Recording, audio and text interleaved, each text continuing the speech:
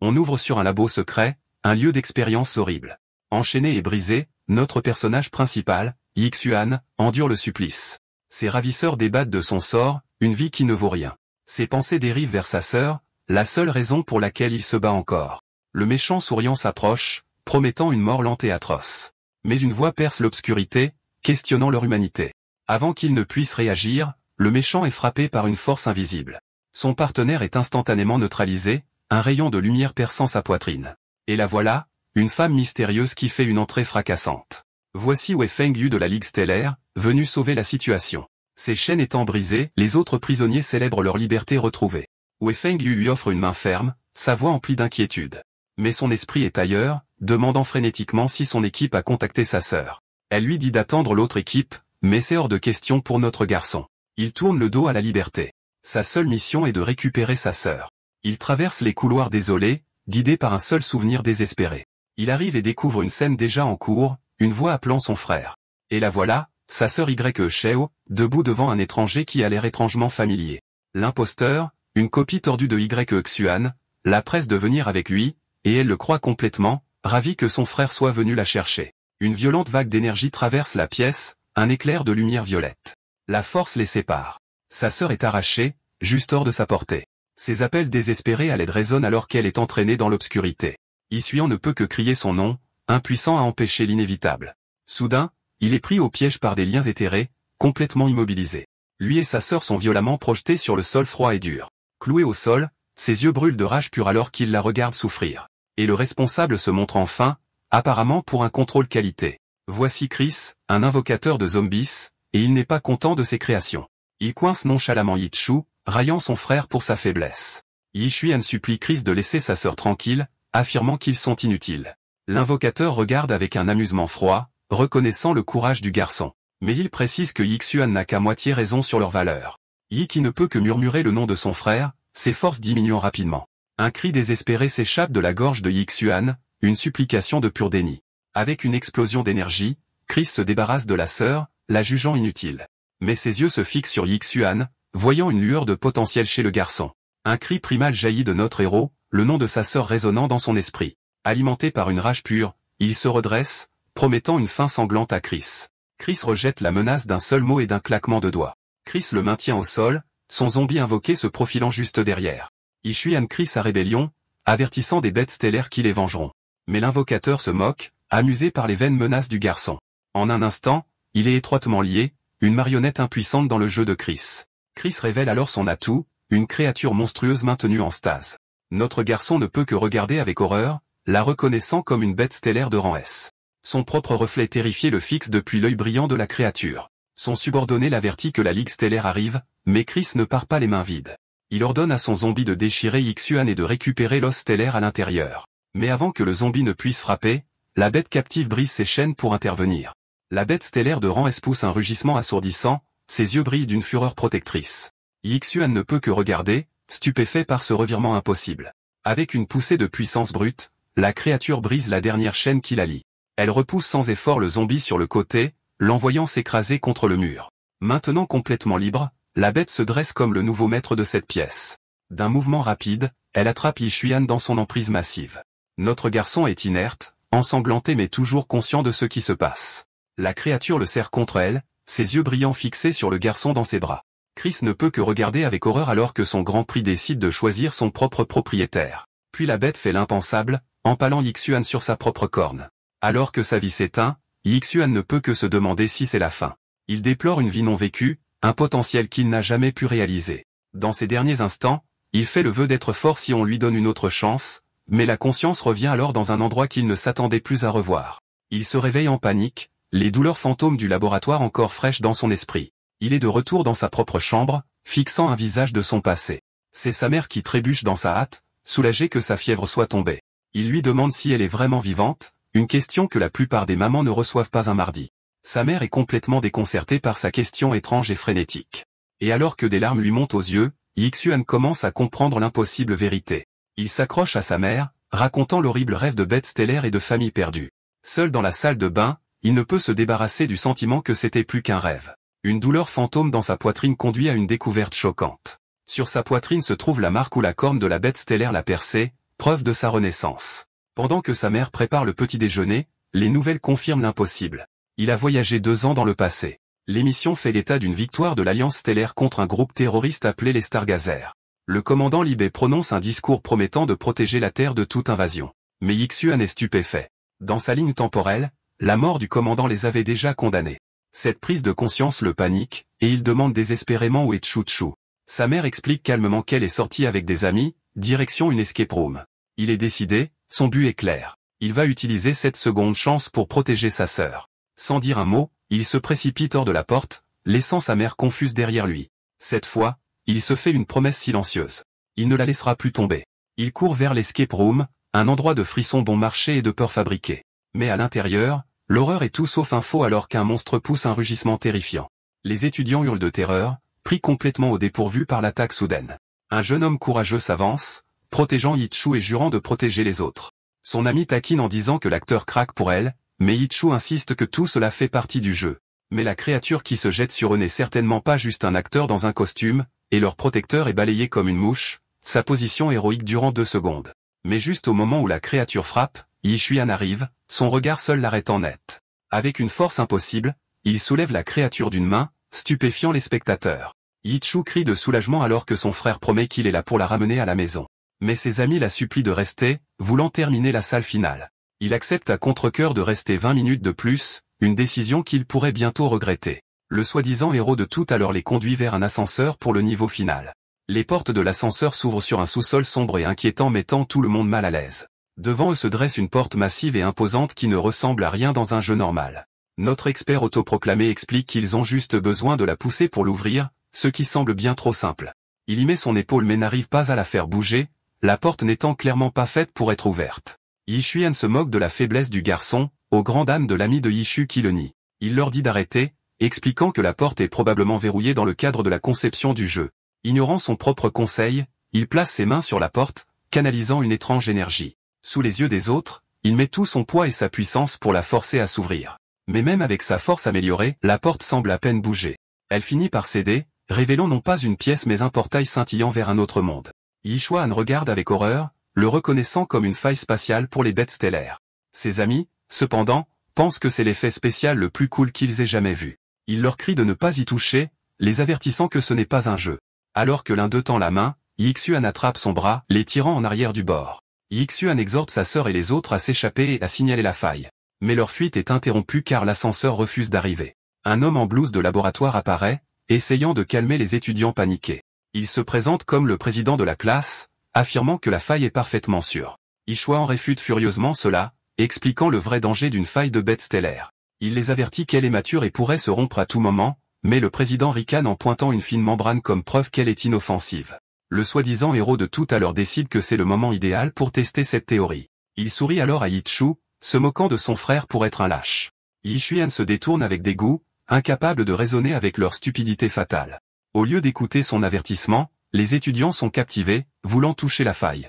L'ami de Yichu s'arrête même pour prendre un selfie, traitant le portail comme une attraction touristique. Elle essaie d'attirer Yichu dans un live stream, espérant gagner des followers grâce au spectacle. Yichu essaie désespérément de la retenir, mais son ami est déjà perdu dans le moment. Le reste du groupe les encourage, ignorant complètement le danger imminent. Et juste au moment où le président de classe pose pour une photo, la membrane inoffensive commence à se déchirer. Une monstrueuse bête à 3 yeux émerge de la faille, son grognement réduisant la pièce au silence. Le garçon qui s'est moqué de Yishuan ne peut que fixer avec une horreur abjecte, son courage disparu. Il n'est pas seul. Une meute de bêtes stellaires distinguées se déverse à travers le portail rompu. L'excitation des étudiants se transforme en cri de terreur alors que la réalité se concrétise enfin. Le protecteur autoproclamé prouve sa valeur en poussant une fille vers le monstre, mais juste au moment où ses mâchoires sont sur le point de se refermer, une tige métallique bloque l'attaque. Les dents de la bête grincent contre la perche, son coup mortel complètement déjoué. Yixuan met sa sœur en sécurité, qui comprend enfin que le danger est réel. Enragée, la créature brise la tige métallique avec la force de sa morsure. D'autres bêtes se déversent de la faille, et Yixuan sait que la survie est leur seul but. Les autres étudiants sombrent dans le chaos, se piétinant les uns les autres pour s'échapper. Mais il sait que l'escalier bondé est un piège mortel, pas un chemin vers la sécurité. Et juste comme il l'avait prédit, une bête se profile au-dessus de la cage d'escalier, lorgnant sur sa proie. La meute fond sur les étudiants en fuite alors que Yixuan maudit les cerveaux. Il attrape sa sœur, la tirant vers la seule sortie visible, mais leur chemin est bloqué par une bête stellaire à 2 têtes et à 3 yeux. Réfléchissant rapidement, il les entraîne tous les deux dans un grand coffre en pierre pour s'abriter. Elle est terrifiée, mais il sait que courir est une condamnation à mort contre ces créatures. Il la pousse plus profondément dans l'espace confiné en essayant de les garder cachés. Le lourd couvercle en pierre claque, les enfermant dans l'obscurité. Dans le noir absolu, il demande soudainement son parfum. Il les asperge tous les deux du parfum fort, une tactique de survie plutôt peu orthodoxe. Il explique que c'est pour masquer leur odeur des nez fins de la bête. Et juste à temps, alors que les créatures commencent à renifler juste à l'extérieur de leur cachette, les yeux brillants de la bête scannent la pièce, son nez pressé contre leur cachette. Yixuan retient son souffle, la tension à l'intérieur du coffre exigu presque insupportable. Sa sœur est figée de peur, à peine capable de s'empêcher de crier. Dehors, les bruits du massacre confirment leur pire crainte. Des larmes coulent sur son visage alors qu'elle réalise ce qui arrive à ses amis. Il la protège de l'horreur, expliquant que leur astuce de parfum devrait tenir. Mais leur moment d'espoir est brisé par un soudain flash de lumière aveuglant. Une explosion traverse le sous-sol, incinérant toute la meute de bêtes. Un nouveau joueur entre en scène, plus préoccupé par la promotion de son club d'observateurs que par le carnage. Le sang de Yishrian se glace. Il ne connaît que trop bien ce nom. Dans l'obscurité, Yishrian se demande pourquoi ce groupe terroriste est ici. Un chef d'un groupe de mercenaires appelé Harvest Seed partage ses inquiétudes, mais le représentant de Stargazé se contente de sourire, un homme avec un plan sinistre. Il explique qu'ils ont choisi cette faille pour laisser les bêtes nettoyer la zone à leur place. Maintenant, il exige de voir le paiement, des noyaux de bêtes stellaires de haut niveau. Une boîte s'ouvre pour révéler un cristal brillant et pulsant d'une immense puissance. Le Stargazé se vante de 4 noyaux avancés, chacun avec une fonction différente. C'est une nouvelle information pour Yixuan, quelque chose qu'il n'a jamais appris dans sa vie passée. Mais l'accord est interrompu car le Stargazé sent que quelque chose ne va pas. Le chef mercenaire ordonne une fouille parce que les témoins ont tendance à gâcher les accords secrets maléfiques. Le chef mercenaire est furieux, ordonnant à ses hommes de mettre l'endroit à sac. À l'intérieur du coffre, Yixuan et sa sœur savent que l'horreur est venue. Un des mercenaires se concentre sur leur cachette, le seul endroit qui n'a pas été vérifié. Le représentant de Stargazé sourit en annonçant sa découverte à la salle. Mais Yixuan explose du coffre, offrant une reconstruction faciale surprise. Il est choqué de voir plus de mercenaires se précipiter déjà vers lui. Il saute par-dessus le coffre en pierre, réduisant la distance en un instant. Le mercenaire ne peut qu'être émerveillé par son impossible vitesse avant d'être pris. D'un mouvement rapide, il jette l'homme la tête la première dans le sol en pierre. Sa seule pensée est de garder sa sœur cachée, quel qu'en soit le prix. Sans hésitation, il arrache la lame de sa première victime. Il se lance dans un mouvement fluide, abattant un deuxième mercenaire en un éclair. Un troisième homme essaie de l'attraper, mais Yixuan glisse sans effort sous sa portée. Il se lance dans un sprint, lançant un défi pour que tous le suivent. Le chef mercenaire est stupéfait, réalisant que l'un des étudiants a survécu d'une manière ou d'une autre. Il ordonne à 2 de ses subordonnés de poursuivre le garçon et de découvrir pour qui il travaille. Yixuan jette un coup d'œil en arrière pour voir ses nouveaux poursuivants se rapprocher rapidement. Le mercenaire aux cheveux blancs bondit en avant, son épée brillant d'une énergie puissante. Il se moque de Yixuan pour son impuissance, mais notre garçon est choqué par sa vitesse. Un coup de pied vicieux envoie Yixuan s'écraser à travers le plancher de béton en dessous. Il s'écrase au sol en dessous, crachant du sang à cause de l'impact brutal. Ses poursuivants se profilent au-dessus de lui, exigeant de savoir quelle organisation il représente. Yixuan joue le rôle d'un étudiant terrifié les suppliant de le laisser partir. Mais l'acte était une ruse. Il lance un extincteur et s'enfuit. Les mercenaires ricanent, ordonnant sa capture pour un petit interrogatoire amélioré. Mais un sourire confiant traverse son visage. Tout se passe comme prévu. Soudain, un mur de feu éclate coupant complètement ses poursuivants. L'extincteur explose dans une explosion massive, un piège intelligemment tendu. L'explosion assomme un mercenaire, laissant son partenaire jurant une vengeance sanglante. Mais Yixuan se tient prêt avec sa lame, suggérant que le pardon n'est pas au menu. Yixuan explique que son piège était bien plus calculé qu'il ne le pensait. Le mercenaire hurle de rage, mais Yixuan dénonce son hypocrisie. Il se jette en avant, infligeant un coup rapide et douloureux à son adversaire. Il se moque du mercenaire en lui demandant si ça fait mal d'être surpassé par un enfant normal. Il tord le couteau en demandant ce que ça fait d'être vaincu par les impuissants. Avec une dernière entaille brutale, il met fin à la confrontation pour de bon. Il se tient au-dessus de son ennemi tombé, la poussière retombant autour de lui. Mais il sait que c'est loin d'être fini. D'autres ennemis sont sûrement en route. Il se rend compte qu'il a besoin d'une nouvelle stratégie car une deuxième vague est inévitable. Juste à ce moment, une voix familière traverse la fumée. Sa sœur est en sécurité. Le chef mercenaire apparaît, tenant Yi2 en otage et se moquant du sauvetage raté de Yixuan. Yixuan hurle de défi, abattant sa lame avec tout ce qu'il a. Mais son attaque désespérée est arrêtée net par une seule main suralimentée. Une explosion d'énergie brute envoie notre héros voler à travers la pièce. Il s'écrase au sol, réalisant qu'il est complètement dépassé. Le chef le rejette comme un inconnu et se prépare à mettre fin à la vie de Yiki. Sa sœur ne peut que regarder avec terreur, son dernier espoir s'évanouissant. Mais même depuis le sol, Yixuan jure qu'il ne l'abandonnera jamais. Le méchant trouve leur lien amusant parce que rien ne dit plus le mal que de se moquer des liens familiaux. Il déclenche une attaque énergétique brutale, forçant Yixuan à regarder sa sœur souffrir. Il serre sa sœur contre lui, sa vie s'évanouissant alors qu'il jure de ne jamais la quitter. Un cri désespéré jaillit de sa gorge, se demandant pourquoi sa deuxième chance se termine de la même manière. Le chef se moque de lui, promettant de l'envoyer rejoindre sa sœur dans la mort. Mais juste au moment où le coup final est sur le point de tomber, une brillante lumière dorée remplit la pièce. Les mercenaires sont pris dans l'explosion, leur corps se transformant en poussière. Une voix puissante retentit, ordonnant au Stargazer de se retirer. Les terroristes paniquent, réalisant que la Ligue du Refus Stellaire est arrivée et qu'il est temps de se sauver. Yixuan regarde, confirmant que ses informations étaient correctes depuis le début. Et la voilà, une guerrière blonde enveloppée de lumière dorée, la cavalerie en chair et en os. Elle se présente comme une soldate de la Ligue, offrant une promesse de protection. Yixuan reconnaît sa sauveuse, la même femme du laboratoire secret. Le chef mercenaire bouillonne de rage, furieux de l'ingérence de la Ligue. Il se jette en avant pour attaquer, mais Yixuan ne peut que crier un avertissement désespéré. La guerrière blonde analyse calmement sa puissance, l'identifiant comme basée sur la lumière. Elle note son potentiel, admettant qu'il aurait pu être un vrai problème pour son camp. Mais, malheureusement pour lui, le potentiel ne gagne pas les combats dans le présent. Elle forme une lame d'énergie pure, prête à mettre fin définitivement à cette confrontation. Son attaque touche instantanément, tranchant facilement le chef mercenaire. Frostfish, une psychique de rang B, se moque de la faiblesse de son adversaire de rang C. Le combat terminé, elle appelle le médecin de l'équipe pour soigner les blessés. Yixuan supplie désespérément le médecin, ignorant ses propres blessures. Le médecin confirme le pire, une blessure mortelle au cœur et aux poumons. Le monde de Yixuan s'effondre, le même cauchemar se reproduisant sans cesse. À ce moment-là, un soldat présente un sac de noyaux de bêtes stellaires trouvés sur l'ennemi. Une idée désespérée se forme. Il les supplie d'utiliser un noyau pour sauver la vie de sa sœur. Mais Frostfish refuse, expliquant que le noyau pourrait la transformer en monstre. Elle montre le mercenaire tombé au combat comme preuve de cette horrible transformation. Elle essaie de raisonner avec lui, comprenant sa douleur mais ferme dans son refus. Soudain, un appel arrive. L'ennemi est acculé, mais il y a une autre faille. Profitant de la distraction, Yixuan arrache le sac de noyaux, son seul espoir. Frostfish ordonne à son équipe de l'arrêter, furieuse de son pari désespéré. Mais il est trop tard. Yixuan jette un noyau brillant vers le corps de sa sœur. Les autres soldats ne peuvent qu'observer, stupéfaits et incrédules, cet acte insensé. L'énergie du noyau se déverse en Yixu, un vortex tourbillonnant de lumière verte. Yixuan regarde avec un sourire soulagé la vie revenir dans sa sœur. Le médecin confirme l'impossible. Sa blessure mortelle a disparu et elle est stable. Les autres soldats se demandent comment un gamin normal a pu tous les déjouer. Même Frostfish admet qu'elle a été trop lente tandis que Yixuan célèbre sa victoire. Elle note la rareté de cet événement et ordonne au médecin de veiller sur la fille. Mais Yixuan insiste pour se joindre à eux, et elle accepte de le garder près d'elle. Un soldat rapporte que les observateurs stellaires acculés ont préféré la mort à la capture. Frostfish interroge un survivant, mais il préfère mourir plutôt que de parler. Sa frustration grandit alors que le mercenaire reste obstinément silencieux.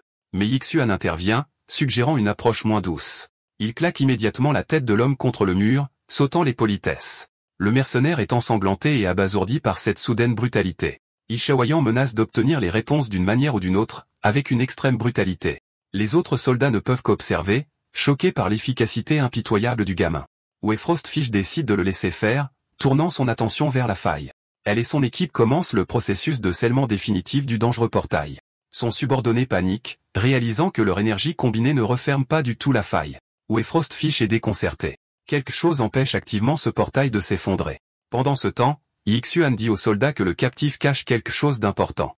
Il ouvre la mâchoire de l'homme de force, déterminé à trouver ce qu'il dissimule, et en sort un sac, accusant l'homme de cacher un noyau de bête stellaire dans sa bouche. Après cette charmante découverte, il demande un endroit pour se laver les mains.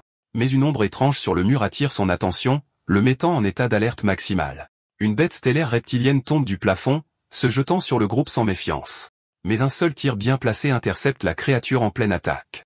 Frostfish lui ordonne de laisser tomber les noyaux, réalisant qu'ils servent d'appât pour la bête. Le soldat hurle aux autres de fuir alors que la bête se rapproche pour tuer. Frostfish déclenche une volée de tirs, mais ils ricocheront inoffensivement sur ses écailles. La créature active une capacité de furtivité, se fondant parfaitement dans l'ombre. Yixuan réalise que ce n'est pas une bête de bas niveau. C'est rapide, fort et ça peut devenir invisible. Il réapparaît en un éclair, prenant un autre soldat complètement par surprise. Ses yeux se fixent sur le sac de noyaux, la chose même que la créature recherche. La bête ignore les soldats, se concentrant désormais entièrement sur Yixuan et le prix. Il sait qu'il ne peut pas la laisser s'emparer des noyaux, tendant la main vers le sac avec une détermination sombre. Mais au lieu du sac, sa main se referme sur la poignée de l'épée d'un soldat tombé au combat. Armé et prêt, il fait face à la créature, réalisant à quel point il est dépassé. Frostfish déclenche une autre volée d'explosion d'énergie, déterminée à arrêter la créature. Elle se jette dans la mêlée, jurant de mettre fin à la folie meurtrière du monstre pour de bon. Mais comme avant, la créature disparaît dans les airs, sa capacité de furtivité se réactivant. Yixuan sait qu'ils n'ont qu'une fraction de seconde pour réagir lorsqu'elle frappera enfin. Il regarde le noyau de haut niveau dans sa main, réalisant que c'est l'appât ultime. Mais au lieu de l'utiliser comme appât, l'énergie du noyau commence à se déverser directement en lui. Il hurle d'agonie alors que la puissance brute et indomptée traverse ses veines. Les soldats de la Ligue Stellaire ne peuvent qu'observer avec horreur le garçon se faire consumer par l'énergie. La puissance déforme ses traits, un motif cristallin sombre se répandant sur son visage. Frostfish reconnaît instantanément le signe. Il est submergé par la puissance du noyau. La bête reptilienne se jette, la gueule grande ouverte pour dévorer le garçon transformé, mais Yixuan fait face à l'attaque de front, son poing crépitant d'énergie brute. Frostfish sait qu'elle doit agir vite avant que la transformation ne soit complète, mais il se déplace à une vitesse fulgurante, sa nouvelle vitesse la surprenant même. Il assène un coup de poing brutal qui fait voler le soldat de la Ligue Stellaire. Elle ne peut que le supplier d'arrêter, réalisant qu'il a complètement perdu le contrôle. Mais dans son esprit, Yixuan mène une bataille désespérée contre l'influence du noyau. Une vision apparaît, la bête stellaire de rang S, lui disant d'embrasser ce pouvoir et de survivre.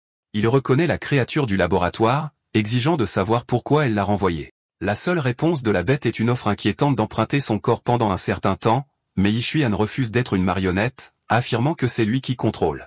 Il accepte le pouvoir de la bête, jurant de détruire tous les ennemis sur son chemin. Pendant ce temps, Frostfish prépare sa propre attaque, sachant que la vie de son équipe est en jeu, mais sa fausse énergétique se brise contre sa peau nouvellement durcie. Il se tourne vers elle avec un avertissement glacial, lui disant de surveiller ses arrières. La bête reptilienne réapparaît, se jetant sur elle depuis l'ombre, mais une onde de choc doré envoie la créature valser avant qu'elle ne puisse frapper. Yixuan est soudainement derrière elle, sa main sur son dos lui disant de ne pas bouger. Elle est naturellement troublée par ce sauvetage soudain et légèrement déplacé. Il canalise l'énergie écrasante en elle, son propre corps atteignant son point de rupture. Il passe à l'action, l'épée à la main, prêt à affronter la bête reptilienne. Il se souvient de la façon dont ses ennemis utilisent leur pouvoir, cherchant un moyen de libérer les siens. Il canalise l'énergie brute dans la lame, préparant une attaque dévastatrice. La bête est complètement anéantie, disparaissant dans un éclair de lumière aveuglant. La transformation s'estompe et Yixuan sent le pouvoir écrasant se stabiliser enfin. Ses soldats crient d'inquiétude, mais elle est concentrée sur le garçon qui vient de les sauver. Elle explique qu'il a réveillé ses pouvoirs, reconnaissant son potentiel immense et incommensurable. Quelque temps plus tard, ils arrivent à la base d'opération de la Star League. Frostfish le surveille, essayant de comprendre ses propos délirants. Mais même dans son sommeil, son vœu est clair. Tous ceux qui se dressent sur son chemin sont ses ennemis. Yixuan se réveille et trouve Frostfish penché sur lui, un peu trop près à son goût. Il la repousse, exigeant de savoir où il est alors qu'elle explique qu'il parlait dans son sommeil. Elle confirme qu'ils sont dans un hôpital spécial et le félicite pour avoir réveillé ses pouvoirs psychiques. Mais il s'en moque, l'attrapant frénétiquement et lui demandant où est sa sœur. Frostfish explique que Yixu a été envoyé dans un hôpital principal de l'Alliance Stellaire et n'est plus en danger. Leur conversation est interrompue par l'arrivée d'un homme en uniforme vert impeccable. Il se présente comme le vice-capitaine Yuan Rui, venu voir le nouveau psychique éveillé. Il apporte également un message de son capitaine, l'incitant à vérifier son téléphone endommagé au combat. Alors qu'elle se précipite pour passer l'appel, le vice-capitaine lui fait calmement signe d'y aller. Yuan Rui lui tend la main, mais la seule préoccupation de Yixuan est de savoir quand il pourra voir sa sœur. Le vice-capitaine propose un marché, un test de puissance rapide, puis une réunion avec sa sœur. Il conduit Yixuan dans une pièce isolée et insonorisée, parfaite pour une évaluation. Mais l'attitude amicale disparaît, révélant son véritable motif. Il veut le noyau de la bête stellaire. Yixuan feint l'ignorance, affirmant qu'il ne sait rien de ce puissant artefact. La patience du vice-capitaine s'épuise, menaçant de violence extrême pour obtenir ce qu'il veut. Sans prévenir, il libère son pouvoir, envoyant des vignes épineuses piéger notre héros. Mais Yixuan se déplace avec une vitesse surprenante, brisant l'attaque d'un seul coup de poing. Les vignes se reforment rapidement, s'enroulant autour de sa jambe dans un cas classique de ne court pas. Il est projeté contre le mur, complètement à la merci du pouvoir du vice-capitaine. Yuan réoffre une dernière chance, mais Yixuan remet en question la légalité de ce racket. Yixuan nargue son ravisseur, l'accusant d'essayer de voler le mérite de la mission. Il propose un marché, promettant de révéler l'emplacement du noyau si le vice-capitaine se penche. Le vice-capitaine se fait avoir, se penchant pour entendre l'emplacement secret. Mais au lieu d'un secret, il est accueilli par une attaque incroyablement rapide. En un éclair, Yixuan tranche les vignes et atterrit gracieusement sur ses pieds. Il brandit un éclat de cristal, demandant ironiquement comment le vice-capitaine a esquivé sa petite surprise.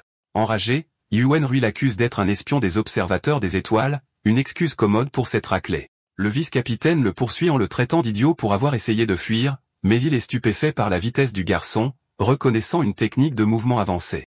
Yixuan se faufile sans effort à travers les attaques, laissant le vice-capitaine bouillonnant de rage dans son sillage. Mais au moment où les choses se gâtent, Frostfish fait irruption en demandant ce qui se passe.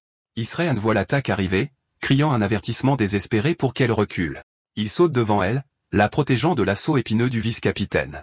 Dans un éclair de mouvement, il la prend dans ses bras, la tirant du chemin du danger. Il la tient sans effort, à sa grande surprise troublée.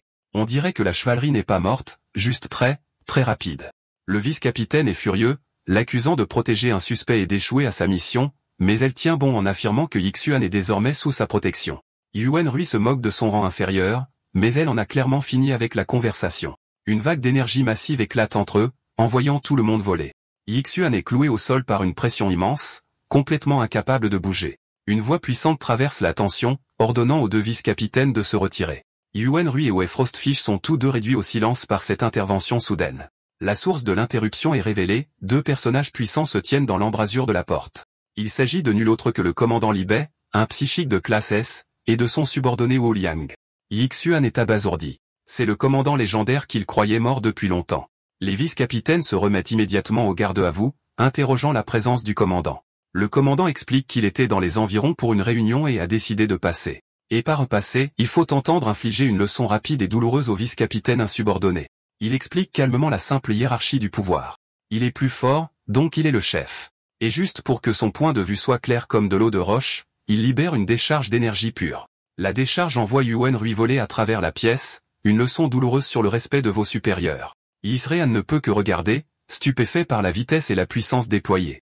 Il réalise que le subordonné du commandant s'est également déplacé en un éclair, un exploit que le commandant reconnaît silencieusement. En un éclair, Wu Liang apparaît en l'air pour attraper le vice-capitaine déshonoré. Il présente des excuses peu sincères pour les méthodes plutôt directes de son chef. Le sauvetage dégénère rapidement en humiliation lorsque Yuan Rui perd son pantalon dans le processus. Le commandant fait la sourde oreille aux plaintes, appréciant manifestement le spectacle. Le commandant Li Bei se tourne ensuite vers Frostfish, clôturant officiellement l'affaire du corps perdu. Il déclare que Yixuan n'a aucun lien avec cela, à sa grande surprise. Le commandant légendaire fait ensuite un commentaire plutôt non professionnel, admirant son physique. Frostfish est absolument mortifié, son attitude professionnelle brisée par le commentaire du commandant. Ses subordonnés ne peuvent que chuchoter sur le manque total de professionnalisme de leur chef. La crise immédiate étant gérée, le commandant éloigne son équipe de la pièce, mais leur sortie est bloquée par une nuée de journalistes avides de déclarations sur leur plan. Il jette rapidement Frostfish au loup, la déclarant nouvelle porte-parole. Wu Liang explique que c'est le coup classique du commandant pour esquiver la presse. Il offre de l'eau à Yixuan, une petite gentillesse au milieu du chaos du commandement. Wu Liang propose de rejoindre la Ligue, mais Yixuan exprime ses doutes. Il se souvient comment cette organisation même s'est effondrée dans sa vie passée après la mort du commandant. Mais le commandant revient avec une offre alléchante, mentionnant qu'il a parlé au médecin de sa sœur. Yixuan réalise que le commandant utilise la santé de sa sœur comme levier, alors il se lance dans une liste de demandes pour dommages émotionnels et physiques. Il déclare ensuite qu'il prendra la part de noyau du vice-capitaine en guise de compensation. Mais le commandant l'interrompt, révélant que sa mère est arrivée à la base. Il se précipite pour l'embrasser, s'excusant de ne pas avoir protégé sa sœur. Il annonce ensuite sa décision de rejoindre la Ligue, y voyant le seul chemin vers la sécurité. Sa mère voit la détermination inébranlable dans ses yeux, un regard contre lequel elle ne peut pas argumenter. Elle accepte en larmes, le suppliant de rester en sécurité pour elle et pour sa sœur. Il fait un vœu silencieux à lui-même. Cette vie sera différente quoi qu'il arrive. Il apprend que la guérison de sa sœur nécessite un nombre énorme de noyaux chaque mois. Yixuan sait que les ressources de la Ligue seules ne suffiront pas pour sa sœur. Son fil de pensée est interrompu par l'arrivée d'une attention indésirable. Un gamin riche dans un cabriolet s'arrête, se moquant de lui parce qu'il porte un sac lourd. Voici Long Weikai, fils du deuxième homme le plus riche de la ville, un titre qu'il adore clairement. Yixuan le reconnaît comme un ancien rival de l'école, se demandant ce qu'il pourrait bien vouloir. Mais la mention du classement de son père plonge Weikai dans une rage comique. Peu impressionné, Yixuan l'ignore simplement et se dirige vers l'arrêt de bus. Il monte dans le bus laissant le riche garçon fumant dans sa poussière. Mais en montant, son sac s'ouvre pour révéler une collection étonnante de couteaux. Les autres passagers reculent de terreur alors qu'il essaie d'expliquer que c'est pour un stage. Sa mère sourit simplement tandis que Yixuan remet en question son choix de fourniture de stage. Sans surprise, le chauffeur de bus refuse de laisser monter le gamin avec un arsenal à bord. Ses camarades de classe se moquent de lui demandant s'il prévoit de couper des légumes avec sa nouvelle collection. Le tyran se vante de ce que son père lui ait obtenu un stage de haut niveau avec la Ligue. Il offre ensuite à Yixuan une place, mais seulement s'il accepte d'être son laquais. Yixuan ignore les moqueries, complètement désintéressé par leur jeu mesquin. Mais leur conversation est coupée court par l'arrivée d'une voiture de sport très flashy. Un homme sort avec un air de cool désinvolte, clairement quelqu'un d'important. Les tyrans supposent qu'il est leur chauffeur, mais l'homme semble moins qu'enthousiasmé par l'attention. Long Wei se présente avec enthousiasme, essayant de se lier d'amitié avec le nouvel arrivant. Mais l'homme passe juste devant lui, ignorant complètement la tentative de réseautage du gamin riche. Il s'arrête devant Yixuan, annonçant qu'il est là pour l'escorter à l'entraînement psychique. Il met ensuite un doigt sur ses lèvres, un signal silencieux pour que notre garçon joue le jeu. Les tyrans sont stupéfaits, réalisant qu'ils viennent d'insulter un puissant être psychique personnellement pris en charge par un capitaine. Leur ton change instantanément alors qu'ils implorent le pardon, mais Yixuan n'a aucun intérêt à diriger un fan club. Le capitaine montre la voiture du doigt, expliquant que Yixuan est attendu en tant que représentant des nouveaux arrivants. Long Wei ne peut que regarder avec incrédulité, son monde complètement bouleversé par cette révélation. Sur ce, il démarre en trombe, laissant les tyrans stupéfaits suffoquer dans leur gaz d'échappement et leurs égos brisés. Dans la voiture, Yixuan remet en question les motifs du capitaine pour cette entrée plutôt théâtrale. Le capitaine sourit simplement, demandant s'il a apprécié le spectacle, aux grandes dames de Yixuan. Mais Long Wei n'en a pas fini, criant que la voiture du capitaine est trop ringarde pour l'Alliance. Le capitaine jette un coup d'œil dans le rétroviseur, amusé que le gamin riche essaie réellement de le faire courser. Avec un sourire maniaque, il dit à Yixuan de s'accrocher tandis que son poing crépite de puissance. Yixuan regarde avec choc alors qu'une puissante aura bleue enveloppe le conducteur. La voiture entière est suralimentée, filant sur l'autoroute à des vitesses impossibles. Yixuan ne peut que crier, clairement pas fan des promenades en joie alimentées par la psyché. Le capitaine rit triomphalement, ignorant complètement les supplications de son passager pour qu'il surveille la route. Il contourne un énorme camion, frôlant une fin très désordonnée. Yixuan expire enfin, ayant survécu au trajet en voiture le plus dangereux de sa vie. L'attitude enjouée du capitaine disparaît, demandant si Yixuan a tué ses mercenaires au niveau de la faille. Yixuan réfléchit au meurtre, une sombre nécessité pour son futur moi mais un lourd fardeau pour son corps plus jeune. Il explique frénétiquement qu'il n'avait pas le choix, mais le capitaine sourit simplement en disant qu'il est seulement curieux. Voyant une ouverture, Yixuan inverse la situation en posant une question de son cru. Il demande ce qui se passe quand quelqu'un consomme un noyau de bête stellaire de haut niveau. Le capitaine explique que la consommation d'un noyau avancé garantit une transformation monstrueuse. Il se rend compte que Wei Frostfish devait avoir supposé qu'il l'avait déjà consommé et qu'avouer maintenant ferait de lui une expérience scientifique. Ils arrivent à un bâtiment moderne et élégant, la fin de leur petite virée. Le capitaine Wu Liang explique que c'est aussi loin qu'il va, laissant Yixuan prendre un train jusqu'à la base. Mais il lui laisse un avertissement glaçant, cache ses pouvoirs, car les observateurs d'étoiles chassent les gens comme lui. Yixuan sourit simplement en acceptant le danger comme une autre partie de sa nouvelle mission. Il prend à cœur les conseils du capitaine. S'il trouve des observateurs d'étoiles, il devrait les soulager de leur noyau. Sa mission étant claire, il monte à bord d'un train à grande vitesse commençant le long voyage vers la base d'entraînement. 2 jours plus tard, il se retrouve dans les toilettes du train, l'isolement lui donnant le temps de réfléchir. Il s'interroge sur Wei Frostfish, ses pensées étant gâchées par l'attitude ennuyeuse et énigmatique du capitaine. Un éclat soudain révèle ses vrais sentiments. Il veut juste une vie normale, pas ce chemin de guerrier. Mais son moment d'angoisse est interrompu par une soudaine agitation juste devant la porte. La source du chaos n'est autre que Ying Yuan, l'héritier le plus riche de la ville et son ennemi d'enfance. À ce moment-là, des officiers de l'Alliance stellaire se fraient un chemin à travers la foule, annonçant leur intention de procéder à une arrestation. Mais Ying Yuan bloque leur chemin avec une barricade de fortune, criant avec défi à propos de sa liberté. Dans une démonstration stupéfiante d'imprudence, il saute du train en marche pour échapper à ses poursuivants. L'officier en chef, Tian Kui, libère sa capacité de marionnette debout, jurant de ramener l'évadé. Mais Ying Yuan crée une distraction chaotique, jetant de l'argent à une foule désespérée.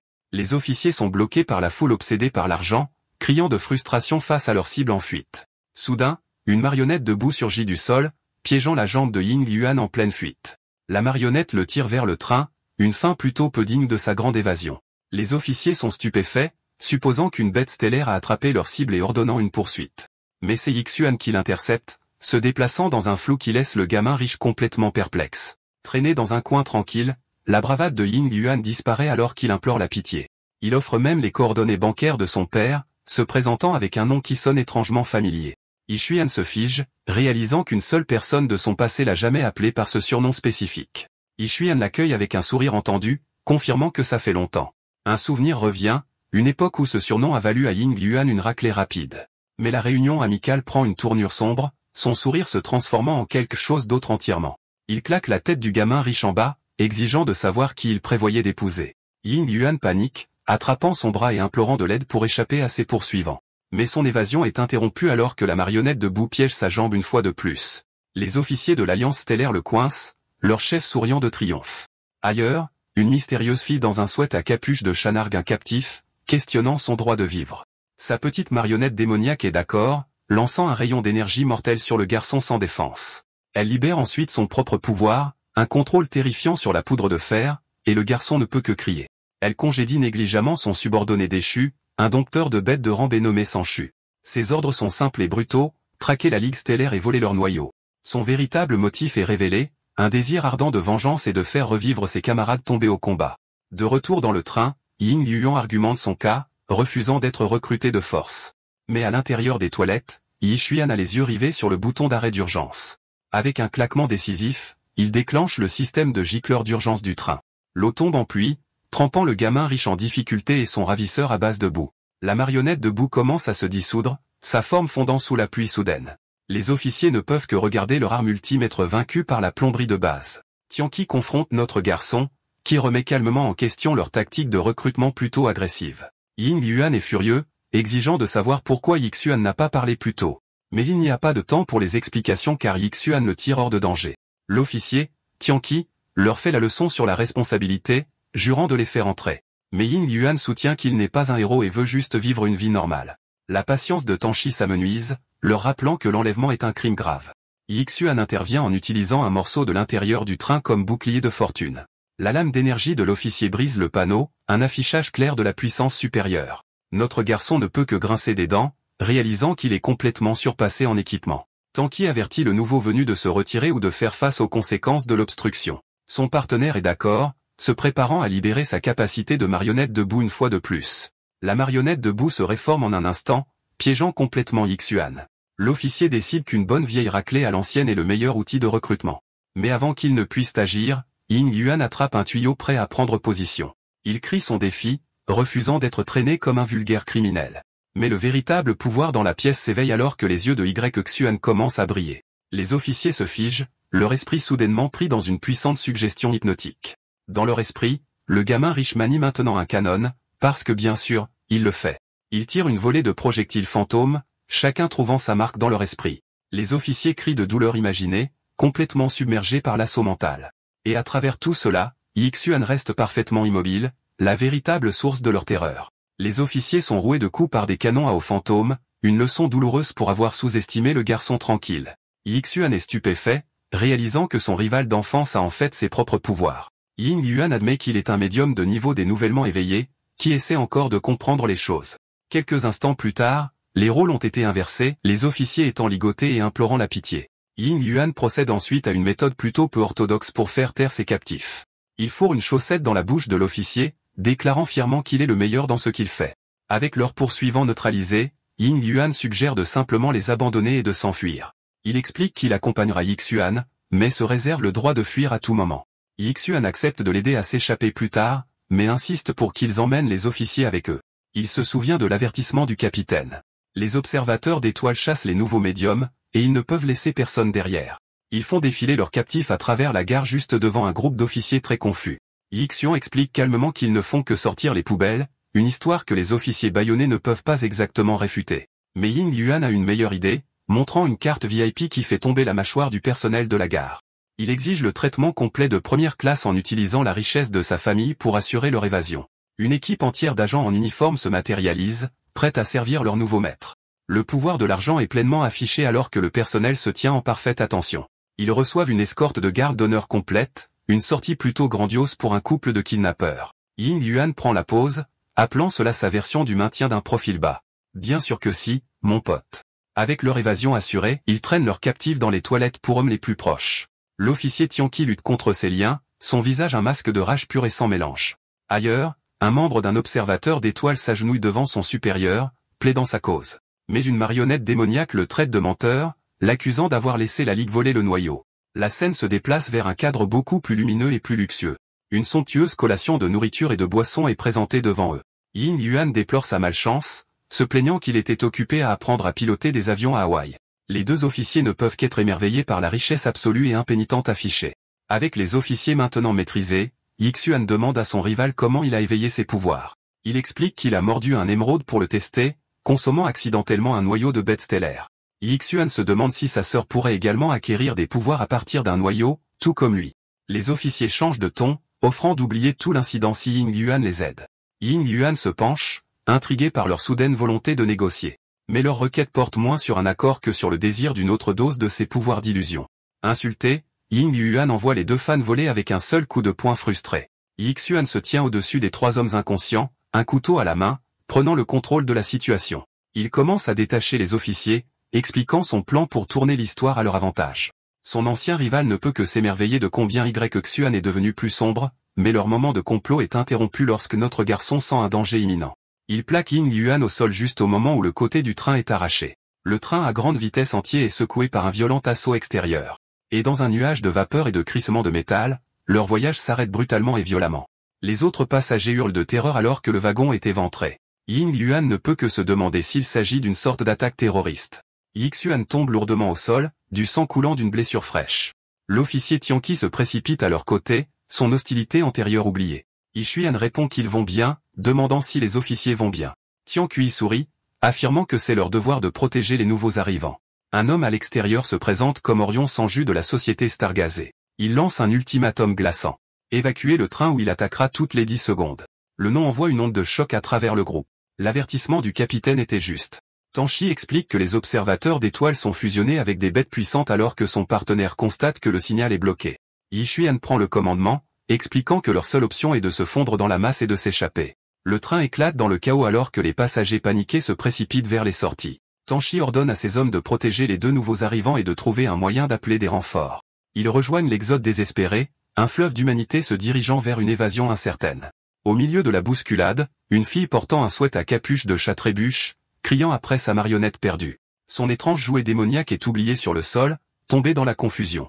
Un gentil étranger le rend, la poussant à courir pour sauver sa vie et à ne pas s'inquiéter des possessions. Elle offre un mot de remerciement silencieux alors que le jeune homme se tourne pour rejoindre la foule. Mais sa façade innocente tombe, révélant un sourire prédateur alors qu'elle le traite de bonne personne. Ying Yuan veut se battre, mais Yixuan sait qu'il ne serait qu'un fardeau contre une menace de classe B. Orion sans jus déclenche une volée de rayons d'énergie, son visage tordu dans un sourire prédateur. La foule se disperse alors que les explosions déchirent leur rang avec Yixuan observant attentivement. Lui et Ying Yuan réalisent avec une horreur naissante que les observateurs d'étoiles les chassent. Les passagers paniqués sont rejetés par la force de l'assaut. L'observateur d'étoiles coupe leur fuite, blessant la foule terrifiée comme du bétail.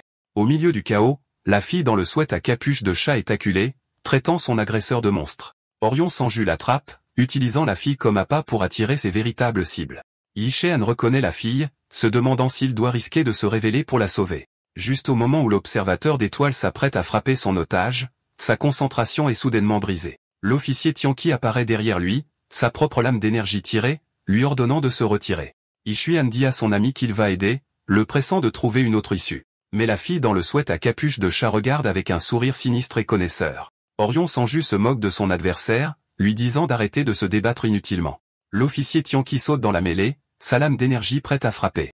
Il réussit un coup direct, tranchant la poitrine de l'observateur d'étoiles avec un éclair de lumière. Pendant un bref instant, l'officier croit qu'il a réellement gagné le combat, mais sa victoire se transforme en horreur lorsque des pointes jaillissent de son propre corps. La brutale contre-attaque l'empale de l'intérieur, une fin vraiment horrible. Orion sans jus se contente de rire, révélant que l'attaque de l'officier ne l'a même pas blessé. Tant pis pour ce moment héroïque.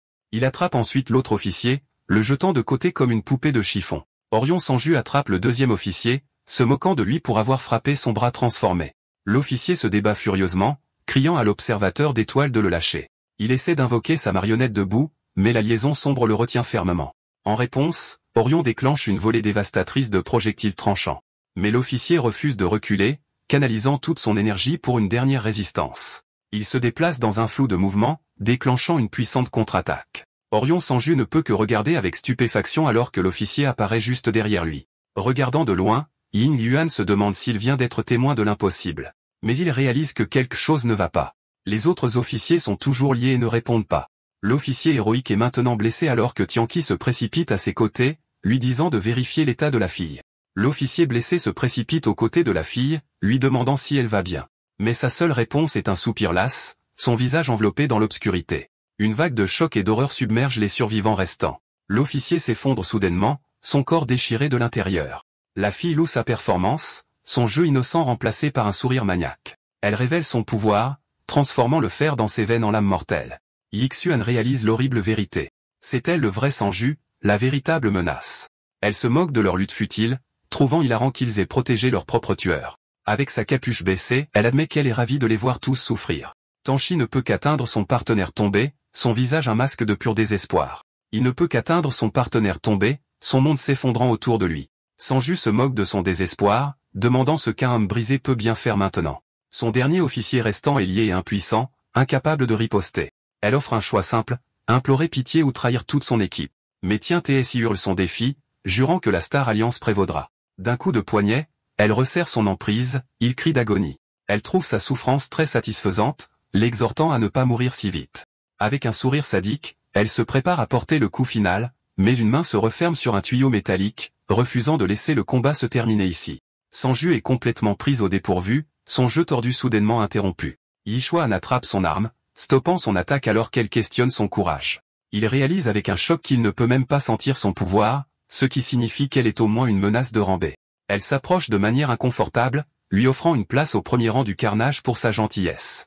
Il prend un visage amical essayant de raisonner avec elle et lui posant des questions sur sa véritable mission. Il fait ensuite une suggestion tordue, le transformer en bête stellaire pour tuer ses propres amis. Elle semble y réfléchir, ordonnant à ses hommes de nourrir les officiers capturés à un corps de bête stellaire. Mais ses connaissances la rendent méfiante, et elle exige de savoir s'il est l'un d'eux. Il invente rapidement un mensonge en prétendant être un subalterne envoyé pour interroger les officiers. Il se souvient d'informations de sa vie passée. Les observateurs d'étoiles sont divisés en factions rivales. Il utilise cette connaissance pour semer la discorde, mais elle exige des preuves, refusant de croire son histoire. Il se penche, racontant une histoire de factions rivales et de café sucré. Elle semble l'acheter, lui donnant quelques minutes pour mener son interrogatoire. Mais alors qu'il s'éloigne, il donne délibérément un coup de pied dans une petite pierre, un signal subtil. Le bruit alerte Sanju qui se retourne brusquement en demandant qui est là. Un projectile passe à toute vitesse, une diversion parfaitement chronométrée d'un allié invisible. Yixuan est stupéfait. Il pensait que son ami s'était déjà échappé pour aller chercher de l'aide. Mais c'est juste Ying Yuan qui essaie de flirter pour échapper à une mort certaine. Cool. Sanju regarde vers le bas, amusé par la flatterie soudaine et désespérée du garçon. Elle lui offre une place dans son équipe avec une transformation plutôt douloureuse incluse. Yixuan intervient rapidement, affirmant que son petit frère a juste un faible pour les jolies filles. Il entraîne son ami, promettant de rattraper le méchant plus tard. Mais Sanju est intriguée, curieuse de voir comment cet interrogatoire se déroule. Elle trouve son courage amusant, excitée de transformer ses garçons en ses prochaines victimes. Après s'être échappé du train, Yixuan réduit rapidement au silence son compagnon bavard. Ying Yuan demande s'ils sont suivis, une question à laquelle notre garçon connaît déjà la réponse. Avec un geste brusque, il signale qu'un faux pas sera leur dernier. Son ami fait un simulacre de salut, comprenant enfin la gravité de leur situation. Pendant ce temps, l'homme de main de Sanju est complètement déconcerté, se demandant où sont passées ses cibles. De retour au train, les officiers capturés font face à un choix horrible, consommer les corps ou mourir. Son partenaire ne peut qu'assister avec horreur au début du travail brutal des observateurs d'étoiles. Yixuan affronte les hommes de main, affirmant qu'il a la permission de Sanju de les interroger. Il pointe son frère dans l'ombre en essayant de vendre son histoire de couverture fragile. L'homme de main murmure que Sanju l'a averti à propos de ce gamin, l'un des hommes de Morozu. Leurs ordres sont clairs. Écoutez toutes les questions que le garçon a pour eux. L'homme de main accepte de parler, proposant de partager des informations maintenant qu'il a changé de camp. Il fait signe à Yixuan de s'approcher, prêt à murmurer ses précieux secrets. Mais alors qu'il se penche, le masque amical de Yixuan tombe, révélant une lueur prédatrice dans son regard. Il attrape leurs deux têtes, les fracassant ensemble dans un mouvement brutal et décisif. Les hommes de main crient de douleur, réalisant trop tard qu'ils ont été complètement joués. Mais l'illusion se brise, révélant Ying Yuan, qui trouve toute la scène un peu trop dramatique. Yixuan félicite calmement l'hypnose de son ami, lui demandant s'il est prêt pour un autre tour. Il saisit les autres, les exhortant à courir avant que leur bruit n'attire une attention indésirable, mais un seul pas délibéré signale que leur fuite est déjà trop tardive. Sa marionnette démoniaque remet en question les motivations de Yi Xuan, trouvant sa gentillesse suspecte. Sanju est d'accord, convaincue qu'il mentait et désireuse de voir ce qu'il prépare réellement. Elle se tient au-dessus de ces hommes de main tombés au sol, confirmant à sa marionnette qu'ils ont été trompés. Elle renifle l'air en captant l'odeur du sang et en sachant que sa proie est proche. Alors qu'il fuit, Yi Xuan sent le danger, disant aux autres d'être sur leur garde. Une voix railleuse traverse l'air, demandant s'ils l'attendaient. Elle apparaît au-dessus d'eux sur une construction épineuse, promettant un prix pour leur tromperie. Avec un sourire sadique, Sanju soulève un bloc massif, promettant de les écraser tous. Mais Yi Xuan repousse les officiers, déclarant qu'il emmènera son ami et s'enfuira. Ying Yuan refuse de les abandonner, se retournant pour offrir son aide. Sanju trouve son courage amusant, offrant de l'aider à être un véritable héros. Elle claque le bloc vers le bas, engloutissant l'officier dans un éclair de lumière aveuglant. Elle regarde avec un sourire tordu, confiante qu'un vrai guerrier ne mourrait pas si facilement. Mais de l'intérieur de la prison, des fissures commencent à se former alors qu'une puissante énergie se construit. Un regard de pure satisfaction traverse son visage. Apparemment, c'était son plan depuis le début. L'officier se libère, maniant maintenant une épée dorée et rugissant avec une puissance nouvelle. Tianqi ne peut qu'appeler son partenaire, stupéfait par cette transformation soudaine. Sanju est impressionné par la nouvelle puissance de l'officier, trouvant ce revirement de situation assez amusant. Mais son jeu est terminé, et elle déclare que nos héros doivent payer pour avoir tué ces hommes. Avec un regard froid et déterminé, elle annonce que leur punition est sur le point de commencer. Le courage de Ying Yuan s'évapore, et il implore pour sa vie, promettant de tout faire. Elle le rejette comme un perdant inutile, décidant de l'éliminer du jeu en premier. Yi Xuan hurle, refusant de laisser mourir son rival d'enfance. Il se jette en avant pour intervenir, mais il est bien trop tard pour l'arrêter.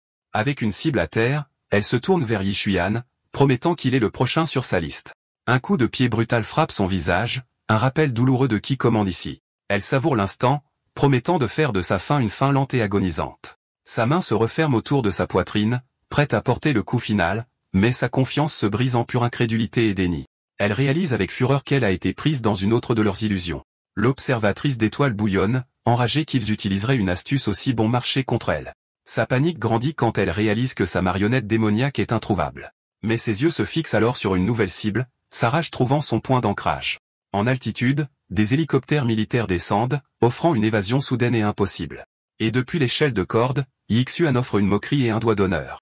Sanju libère sa fureur, refusant de laisser sa proie s'échapper après avoir été si complètement joué. Il grimpe à l'échelle tandis qu'une volée de projectiles sombres se rapproche d'en bas, mais sa rage est coupée court lorsqu'elle sent une autre présence se joindre au combat. Une soudaine explosion devant la frappe de plein fouet, la déchirant avec des lames invisibles. Elle ne peut que serrer les dents tandis que l'attaque déchire ses vêtements et sa fierté. Depuis l'hélicoptère, un nouveau joueur déchaîne une tempête de vent acéré. L'homme aux cheveux blancs regarde avec dédain, peu impressionné par son horrible adversaire. Sa danse de lames de vent engloutit Sanju dans un vortex tourbillonnant de destruction pure. Plus tard, en sécurité dans les airs, l'homme signale calmement que leur cible s'est échappée. Ying Yuan remet en question ses méthodes, demandant pourquoi il a laissé la méchante s'échapper. L'homme rougit, affirmant que les vêtements déchirés n'étaient qu'un lapsus. D'accord. Yi Xuan avertit son ami de reculer, lui rappelant que c'est le capitaine Wu Liang, qui n'apprécie pas les potins. Ying Yuan bouillonne, jurant une fin douloureuse à Sanju s'ils se rencontrent un jour. Il révèle ensuite un petit souvenir de leur évasion, la marionnette démoniaque de Sanju. Yi Xuan panique, réalisant que son ami vient de donner à leur ennemi 1 million de raisons supplémentaires de se venger. Pendant ce temps, Sanju se tient au-dessus de ces hommes tombés, réalisant que sa précieuse marionnette a disparu. Et pour comble de malheur, elle découvre qu'ils ont également volé les noyaux de bêtes stellaires. Sa rage se transforme en un sourire sadique. La prochaine fois, il n'y aura pas d'échappatoire. De retour dans l'hélicoptère, Yi Xuan reprend enfin son souffle après l'évasion chaotique. Il révèle son propre prix, un sac plein de noyaux, assez pour aider sa sœur pendant un certain temps. Mais une silhouette sombre aux yeux brillants apparaît derrière lui, exigeant qu'il les remette. C'est le capitaine Wu Liang qui suggère qu'il serait probablement préférable qu'il les retire des mains de nos garçons. Yi Xuan essaie de faire bonne figure, mais il sait qu'il est surpassé et accepte à contre-cœur de remettre les noyaux. Son ami, cependant, est loin d'être ravi, le réprimandant pour avoir volé les noyaux sans plan. Leur chamaillerie leur valent une sévère réprimande du pilote, qui n'est clairement pas assez payé pour ça. Ils arrivent enfin à destination, un héliport isolé pour la 7e base. Mais Ying Yuan est confus, ne voyant qu'une aire d'atterrissage vide au milieu de nulle part. Le capitaine Wu Liang les congédie simplement en expliquant que c'est aussi loin que va leur transport VIP. Bloqués, ils sont forcés de prendre un bus se demandant comment leur escorte a pu être si peu fiable. Ying Yuan se plaint du caractère volage du capitaine, un sentiment qu'Yi Xuan partage silencieusement. Leur arrivée en hélicoptère n'est pas passée inaperçue car un autre passager remet en question leur lien avec le capitaine. Ying Yuan essaie immédiatement d'acheter leur amitié, exhibant la carte VIP de sa famille comme un vrai professionnel. Son nouvel ami est complètement émerveillé par l'étalage de richesses, mais Yi Xuan est totalement indifférent. Un autre passager ricane, affirmant que le riche gamin est issu d'une famille faible et qu'il n'est entré que grâce à des relations. Le nouvel ami se porte immédiatement à sa défense, accusant le critique d'être jaloux de leur nouveau statut. Mais leur petite querelle est interrompue lorsque le chauffeur hurle de terreur, se dirigeant droit vers une falaise.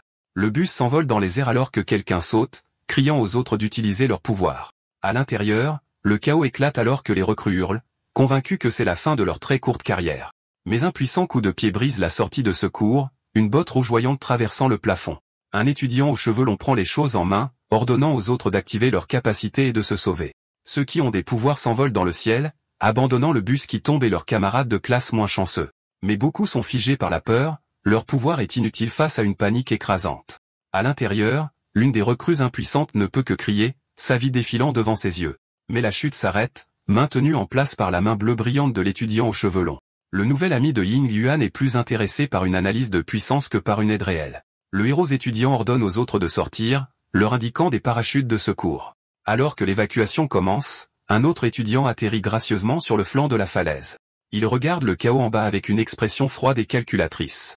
Il repère un groupe d'observateurs réalisant que toute cette catastrophe n'est qu'un test.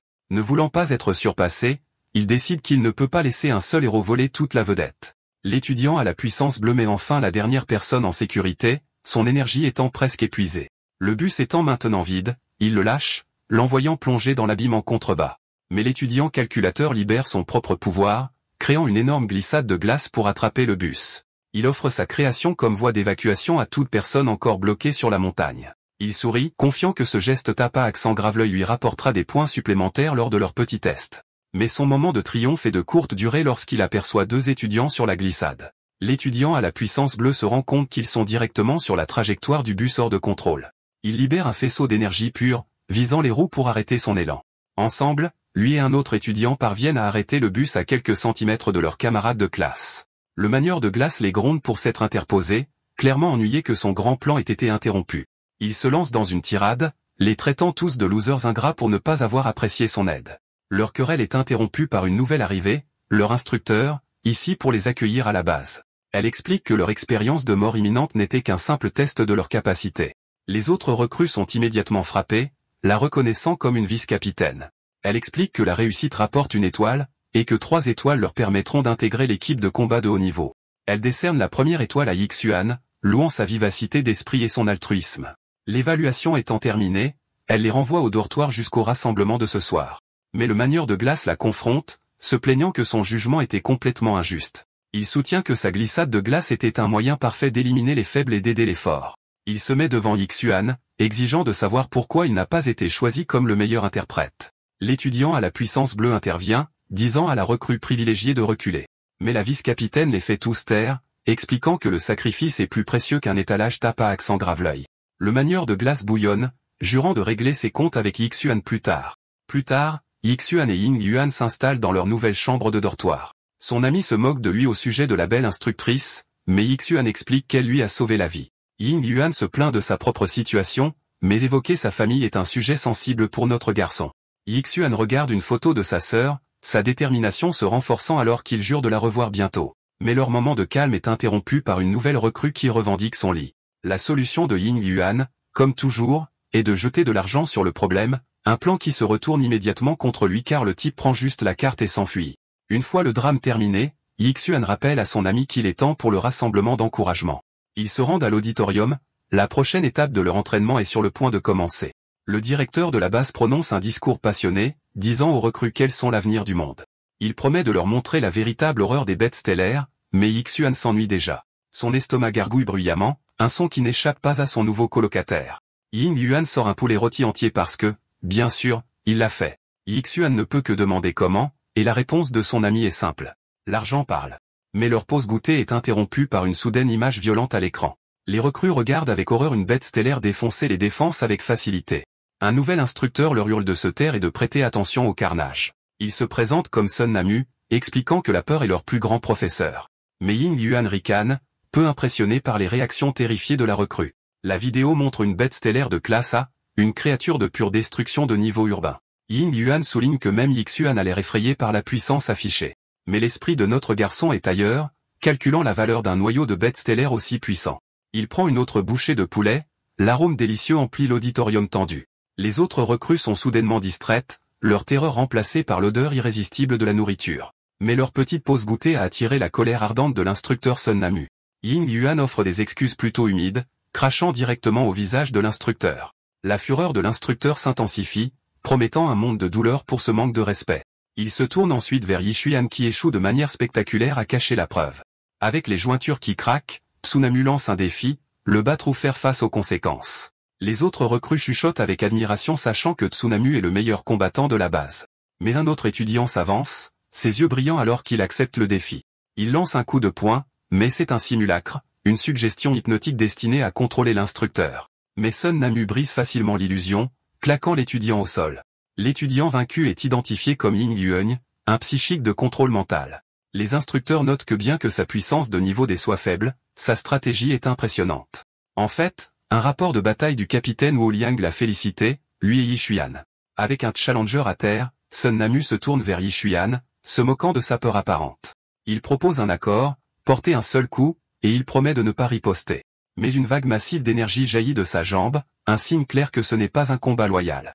Mais le coup de poing de Yixuan est facilement attrapé, son attaque ne faisant absolument rien. Plus tard à la cantine, sa réputation le précède, le nouveau venu qui s'est battu contre un instructeur. Les autres recrues chuchotent avec incrédulité qu'un type de pouvoir a gagné la première étoile. Yixuan se souvient que les pouvoirs génératifs et d'invocation sont considérés comme bien supérieurs, mais son repas est interrompu lorsque le manieur de glace d'avant claque sa main sur leur table. Son nouvel ami se porte à sa défense, mais le challenger dit qu'il n'est là que pour Yixuan. Alors que la discussion s'envenime, Yixuan demande calmement ce que veut le garçon. Il explique que la première étoile est réservée aux psychiques supérieurs et lance un défi direct. Ying Yuan suggère de résoudre cela avec de l'argent, mais Yixuan veut l'entendre. Avec un sourire confiant, Yixuan demande ce qu'il compte faire de l'étoile qu'il a gagnée. Le challenger expose ses conditions. Si Yixuan perd, il s'agenouillera et s'excusera. Yixuan accepte, confiant qu'il sera celui qui fixera les conditions une fois que ce sera fini. Une foule se rassemble pour le combat, se demandant si un type de pouvoir peut gagner sans utiliser ses capacités. Le challenger, Zhao, le provoque une dernière fois, offrant une chance de se rendre avec dignité. Mais Yixuan fait juste craquer son cou, prêt à couper court à la discussion et à commencer le combat. Zhao révèle alors son champion, une montagne d'hommes nommée Zanfei. Il se vante que son combattant est un maître des arts martiaux, garantissant la défaite de Yixuan. La foule éclate, traitant Zhao déhonté pour avoir envoyé un mandataire faire son sale boulot. Mais Yixuan se contente de sourire, faisant signe aux combattants massifs de se lancer. D'un coup de pied, notre garçon signale que le combat est sur le point de commencer. Le combattant massif saute dans les airs, promettant une leçon douloureuse avec ses coups de pied puissants. Mais les yeux de Yixuan sont calmes, complètement imperturbables par l'attaque imminente. Une fraction de seconde plus tard, le maître des arts martiaux hurle dans une pure agonie absolue. La foule est stupéfaite et son ami note que les mouvements de Yixuan sont efficaces, voire un peu sales. Son adversaire l'accuse de se battre salement, mais Yixuan appelle cela une forme valable d'art physique. Humilié, le combattant abandonne toute prétention d'honneur et commence à invoquer ses compagnons animaux. Yixuan le dénonce pour tricherie, soulignant que les pouvoirs ne faisaient pas partie de leur accord. Mais l'invocateur ne s'en soucie plus, ordonnant à ses loups spectraux de mettre notre garçon en pièces. Entouré, Yixuan voit cela non pas comme une menace, mais comme une chance d'essayer une nouvelle technique. Il se souvient de la leçon de son instructeur, concentrant son énergie pour une contre-attaque puissante. Il déchaîne un rugissement puissant, une onde de choc d'énergie sonore pure. Les loups spectraux se dissolvent et Yixuan se dresse victorieux sur le dernier. La foule éclate, stupéfaite qu'un type de pouvoir vienne de gagner en utilisant une technique de rambé. Son challenger Zhao ne peut que regarder avec incrédulité, sa fierté complètement brisée. Il se tourne pour fuir, espérant échapper à l'humiliation de sa défaite très publique. Mais Yixuan l'arrête, lui rappelant qu'un accord est un accord. Ses amis se joignent à lui, se moquant du mauvais perdant pour avoir essayé de s'enfuir. Yixuan expose ses conditions, un tour de victoire en criant ses louanges. Il propose donc une alternative, 5 précieux noyaux de bêtes stellaires, un prix que Zhao qualifie de pur vol. Mais un sourire suffisant révèle que c'était le plan de Yixuan depuis le début. Yixuan rappelle au mauvais perdant qu'il aurait dû y réfléchir à 2 fois avant de chercher la bagarre, mais leur dispute est interrompue par un cri furieux du capitaine adjoint. Elle déclare qu'ils ont enfreint les règles et les condamne tous à l'isolement. Zhao essaie désespérément de s'en sortir, pointant du doigt Yixuan. Il essaie de jouer la carte de la famille, expliquant que sa propre famille est liée à la sienne. Mais elle ne s'intéresse pas à ses relations, lui disant d'honorer le pari et d'assumer sa punition. Vaincu, il sort à contre-cœur le sac de noyaux, son paiement pour avoir perdu le pari. Il jette les noyaux, avertissant Yixuan que ce n'est pas fini. Plus tard, en confinement, Yixuan se souvient du nom de la famille ou de sa vie passée. Mais pour l'instant, il a le prix, une autre étape vers le sauvetage de sa sœur. Seul en confinement, Yixuan décide d'utiliser son prix pour devenir plus fort. Il confirme qu'il peut absorber l'énergie du noyau simplement en le touchant. Mais sa séance d'entraînement est interrompue par un poisson des glaces ou est frénétique. Elle voit l'énergie et demande avec horreur s'il a déjà consommé le noyau. Elle l'attrape en lui criant de le recracher avant qu'il ne soit trop tard. Elle l'avertit qu'absorber un noyau comme celui-ci est une condamnation à mort. Se penchant près de lui, elle demande s'il ressent des effets secondaires de ce pouvoir. Elle est soulagée qu'il aille bien, se souvenant de la façon dont il a failli se transformer la dernière fois. Elle lui conseille d'être prudent, mais il a une demande plus pressante. Elle réalise enfin leur position compromettante, son sang-froid professionnel complètement anéanti. Il lui demande avec insolence si elle a fait tout ce chemin juste parce qu'elle se soucie de lui. Elle insiste sur le fait qu'il s'agit de son potentiel, ne voulant pas qu'il perde son étoile à cause d'une petite dispute. Il la taquine sans relâche, honoré par sa façon particulière de montrer son inquiétude. Elle se demande pourquoi elle est si investie alors qu'il promet de ne pas la décevoir. Elle s'éloigne en bougonnant, le condamnant à 3 jours de confinement avant de s'enfuir. 3 jours plus tard, son temps est écoulé et Yixuan est prêt à être libéré. La porte s'ouvre et une voix annonce sa liberté à laquelle il semble indifférent. Un homme se présente comme Ruimej, offrant ses services depuis la salle des appareils, mais un examen plus attentif révèle une intensité qui dément son attitude amicale. Et Yixuan le reconnaît instantanément, un visage de son passé qu'il ne s'attendait pas à voir. Yixuan essaie de partir, mais Ruimej est clairement offensé par le rejet. Il attrape le bras de notre garçon, lui demandant s'il veut devenir un psychique. Plus tard dans la nuit, un mystérieux papillon lumineux vole vers les dortoirs. À l'intérieur, il trouve Yixuan et son colocataire profondément endormis. Le papillon se pose sur la tête de Ying-Yuan, l'envoyant dans un rêve vivant. Il rêve de demander Yixu en mariage, un geste audacieux pour un gars qui vient de la rencontrer. Il marmonne dans son sommeil, ravi de sa prétendue acceptation. Le papillon se déplace ensuite vers sa prochaine cible, Yixuan endormi. Il est soudainement entraîné dans une vision d'une ville en ruine, complètement désorientée. Une sueur froide éclate alors qu'il réalise la gravité de ce qu'il voit. Il se retrouve entouré de morts, une vision d'un avenir qu'il essaie d'empêcher. Son esprit vacille, se demandant comment cela a pu se reproduire. Mais alors une voix familière l'appelle, et sa sœur se tient juste là. Il se précipite à ses côtés, promettant de la ramener à la maison pour la garder en sécurité cette fois-ci. Mais le cauchemar se répète alors qu'une blessure mortelle apparaît sur sa poitrine. Il ne peut que crier son nom, la même tragédie se déroulant dans son esprit. Elle crie de confusion, remettant en question le cycle cruel de la vie et de la mort. Yixuan est figé, piégé dans l'horreur de son plus grand échec. Il la serre contre lui, déclarant leurs péchés impardonnables et qu'ils doivent tous les deux mourir. Et depuis les terres, une silhouette sombre regarde, trouvant sa souffrance intéressante. L'envahisseur de rêve note que l'esprit de Yixuan est déjà brisé, faisant de lui une cible facile. Mais sa confiance vacille alors qu'il sent une présence inattendue dans l'esprit du garçon. À l'intérieur du cauchemar, une énergie bleue familière jaillit du noyau de Yixuan, et de cette lumière émerge la bête stellaire de rang S, le véritable gardien de son âme. La bête lâche un rugissement psychique, un message clair et simple pour sortir de la tête de son hôte. L'assaut mental rejette Ruimage en arrière, son contrôle complètement anéanti. De retour dans le monde réel, le tisseur de rêve est situé dans un entrepôt sombre et isolé. L'attaque psychique a une conséquence très réelle et très douloureuse lorsqu'il crache du sang. Il est stupéfait, se demandant comment ce garçon possède l'aura d'une bête stellaire de classe S. Un subordonné rapporte que leurs plans sont prêts, mais Ruimage se contente de sourire, son intérêt pour le garçon étant désormais pleinement aiguisé. Il attend avec impatience le test du lendemain, se demandant quelle surprise Yixuan lui réserve.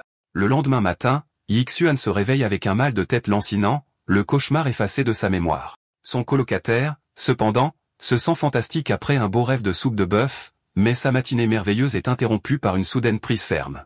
Yixuan le sort du lit, lui rappelant le prochain test du système. Dehors, Ruimage attend que les recrues se rassemblent pour leur évaluation.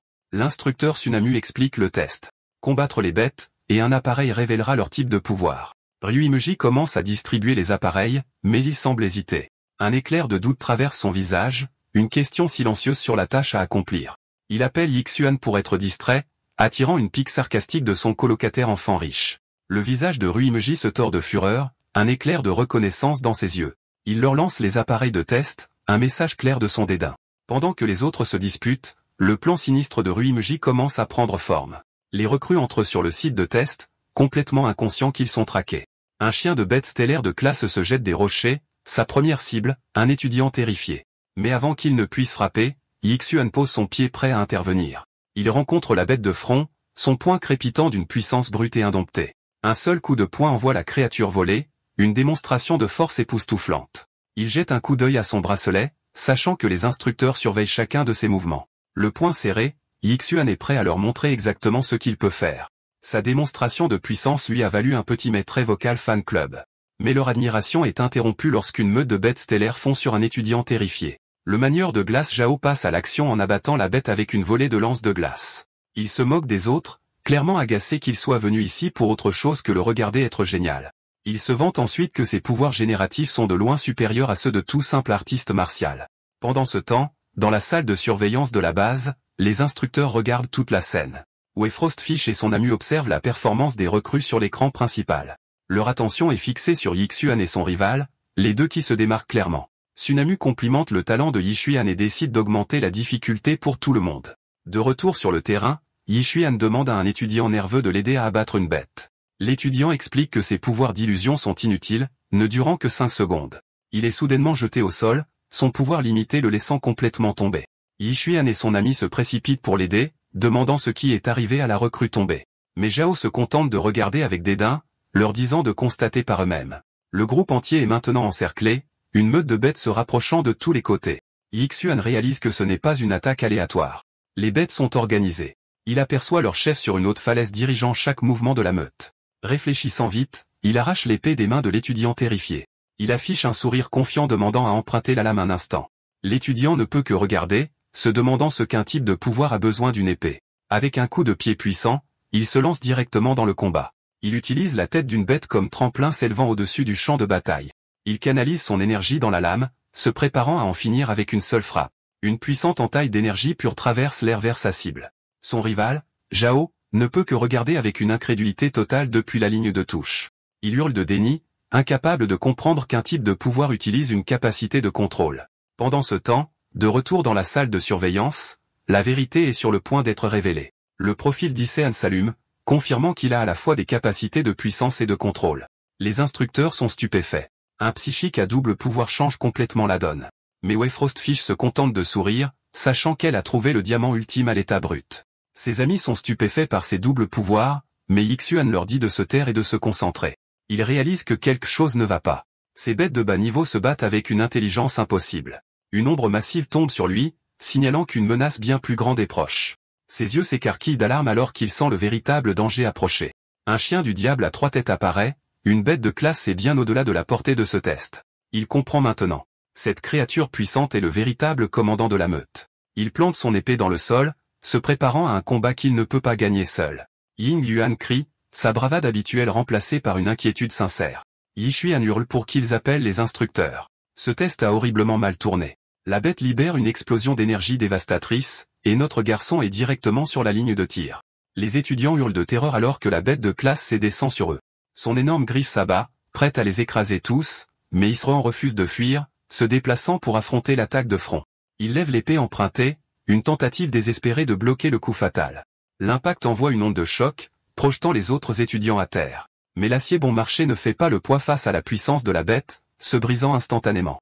Yixuan ne peut que fixer la poignée brisée, sa seule arme maintenant inutile. Le chien du diable grogne, de la fumée s'échappant de ses 3 gueules grognantes. Un seul coup de pied envoie les recrues se disperser comme des quilles. Adieu la réussite du test.